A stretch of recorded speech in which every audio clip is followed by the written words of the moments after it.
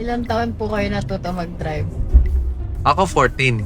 Ilang beses ka po na aksidente? Once and that's it. Doon ako na-humble. Kasi before that, perfect record ako kahit anong lasing ko, nakakauwi ako. Siyempre ang yabang.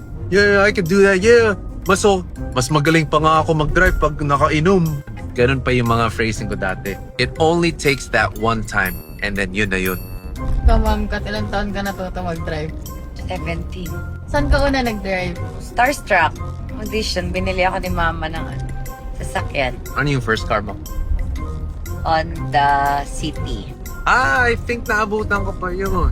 Anong Yun ang color? hindi ko malat. Maybe, Anong color? kasi si Mami Che, yun yung pinag-usapan. Yung CD. Ano dadali mo yung CD? My first car was a BMW 325 IS Sport. Mahilig ako mag-racing dati.